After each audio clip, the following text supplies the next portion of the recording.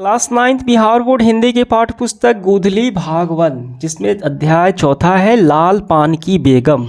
ये कहानी है जो फणीश्वर नाथ रेणु द्वारा लिखी गई है।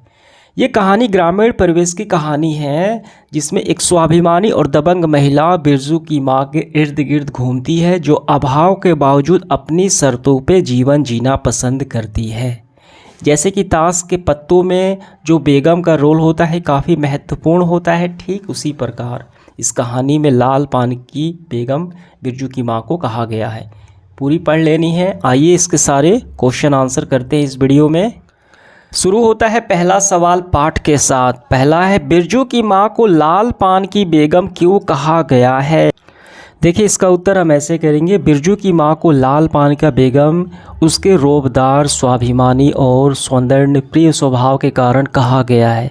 जैसे कि ताश के पत्तों में बेगम यानी क्वीन का स्थान सबसे ऊंचा होता है, ठीक वैसे ही बिरजू की मां अपने घर गांव में मजबूत व्यक्तित्व और दबंग तेवर के कारण रानी है। इसीलिए जो लेखक हैं फणीश्वर नाथ रेणु ने लाल पान की बेगम कहा है बिरजू की मां को। ये आपका आंसर हो गया। दूसरा सवाल है नवान के पहले ही नया धान जुटा दिया। इस कथन में बिरजू की मां का कौन सा मनोभाव प्रकट हो रहा है। आंसर करेंगे प्रस्तुत कथन में बिरजू की मां के मन में भारतीय संस्कृति, धार्मिक परंपराओं के प्रति गहरी आस्था और नियमों के उल्लंघन पर खीस, गुस्सा का मनोभाव प्रकट हो रहा है। नवान एक प्रकार का पारंपरिक उत्सव यानी पूजा होता है, ठीक, जिसमें नई फसल जो होती है धान कटने से पहले घर के नए अन्य देवी देवता को अर्पित किया जाता है, तो वो जूठा कर दिया गया। तो इसी खीस यानी गुस्सा का ये मनोभाव प्रकट करती है कि वो जूठा कर दिया भगवान को अर्पित करने से पहले। तो ये आपका आंसर हो गया। समझ में आ गया।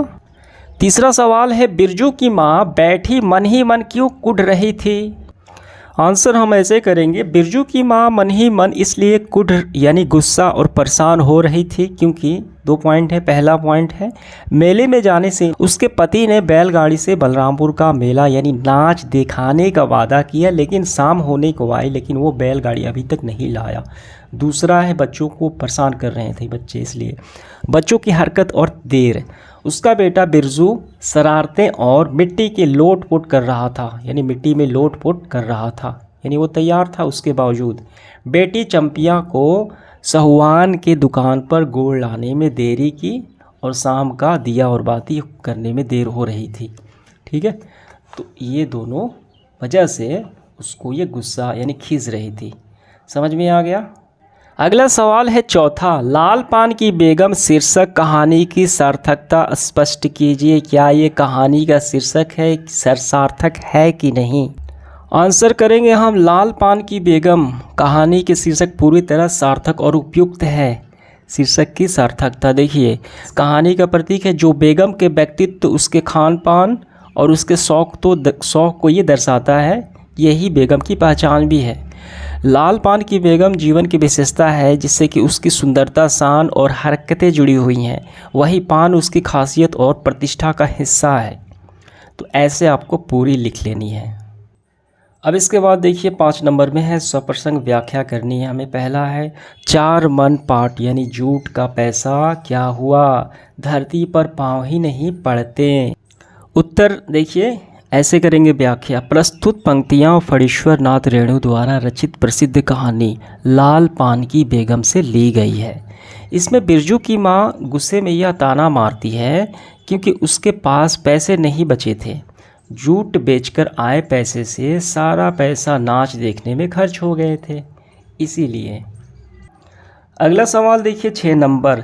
10 साल की चंपिया जानती है कि शकरकंद छीलते समय कम से कम 12 बार माँ उसे बाल पकड़कर झकझोरेगी, छोटी छोटी खोट निकालकर गालियाँ देगी। इस कथन से चंपिया के प्रति माँ के किस मनोदशा का अभिव्यक्त होती है। यहाँ पे देखिए माँ का स्वभाव देखिए गुस्सैल है, खीस है, अपनी बेटी के प्रति प्रेम नहीं है, इसीलिए वो बार बार छोटी छोटी बात पर खोट निकाल कर गालियाँ देगी। तो वो हमें व्यवहार बताना है, ठीक है, माँ का चंपिया यानी उसकी बेटी के प्रति।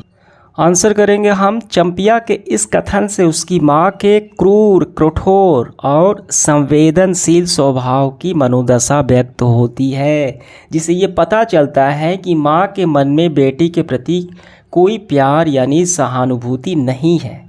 यही तो पता चलता है। ठीक है, बात बात पे मारना, पीटना, गालियाँ देना। ठीक। 7 नंबर सवाल देखिए, बिरजू की माँ का भाग ही खराब है जो ऐसा गोबर गणेश घर वाला उसे मिला, यानी वो अपने पति के बारे में ऐसा बोल रही है। कौन सा शौक मोज दिया है उसके मर्द ने, कोल्हू के बैल की तरह खटाकर सारी उम्र काट दी उसके यहाँ। ठीक है, बिरजू की माँ बोल रही है। प्रस्तुत कथन से बिरजू की माँ और पिता के संबंध की जो कड़वाहट दिखाई पड़ती है यहाँ पे। ठीक है, ऐसी बातें बोल रही है अपने पति के प्रति। कड़वाहट अस्थाई है या अस्थाई, उनके कारणों पर विचार कीजिए। आंसर करेंगे, कथन में पति पत्नी के संबंधों में असंतोष, खीस और तत्कालिक कड़वाहट है जो अस्थाई नहीं है, अस्थाई है। पति के व्यवहार, आर्थिक स्थिति और जीवन की कठिनाइयों के कारण ऐसी बातें निकल आती हैं जो बिरजू की माँ बोल रही है इस वक्त। आंसर हो गया। इसके बाद देखिए 8 नंबर, गांव की गरीबी और आपसी क्रोध और ईर्ष्या के बीच भी वहां एक प्राकृतिक प्रसन्नता होती है, खुशी का माहौल होता है, निवास करती है। पाठ के आधार पे बताएं। देखिए, गांव के जीवन में गरीबी होता है, आपसी क्रोध भी होता है, लड़ाई झगड़े भी होते हैं, ईर्ष्या भी होता है, लेकिन फिर वहाँ भी प्रसन्नता होती है। क्या वजह है? आंसर करेंगे हम की कहानी लाल पान की बेगम के अनुसार ग्रामीण जीवन में आर्थिक तंगी, कला, ईर्ष्या, द्वेष के बावजूद एक सहज आत्मीयता, ठीक है, यानी लगाव, आत्मीयता और प्राकृतिक उल्लास मौजूद रहता है, जो लोग छोटी छोटी बातों पर रूठते मनाते हैं। उत्सव, नाच गान, मेल मिलाप और सारी करवाहट भुलाकर सामूहिक खुशियाँ मनाते हैं। ठीक है, तो इसी वजह से वहाँ प्राकृतिक प्रसन्नता रहती है, जैसे कि मेला देखने के लिए, ठीक, सभी मिलजुल कर जाते हैं। 9 नंबर, कहानी में बिरजू और चंपिया के चंचलता और बालपन के कुछ उदाहरण प्रस्तुत करें। आंसर करेंगे हम, बिरजू खेतों में खेलते समय जल्दी उछल कूद करता है, वहाँ हमेशा नया नया कुछ खोजने में लगा रहता है। चंपिया 10 वर्ष की बालिका होते हुए भी अपनी नटखट हरकतों से माँ को परेशान करती है, जो ये बाल सुलभ मासूमियत भी है। दोनों मिलकर छोटी छोटी नादानियाँ में लगे रहते हैं, जिससे उनकी बचपन की चंचलता झलकती है। इसके बाद देखिए अगला है 10 नंबर, लाल पान की बेगम कहानी का सारांश प्रस्तुत करेंगे। लाल पान की बेगम एक ग्रामीण परिवेश की कहानी है, जिसमें गरीबी, आपसी संघर्ष, मानवीय रिश्तों की जटिलताओं का चित्रण है। कहानी में दिखाया गया है कि कैसे एक छोटे छोटे संघर्ष के बीच भी गाँव के प्राकृतिक जीवन की प्रसन्नता मौजूद रहती है।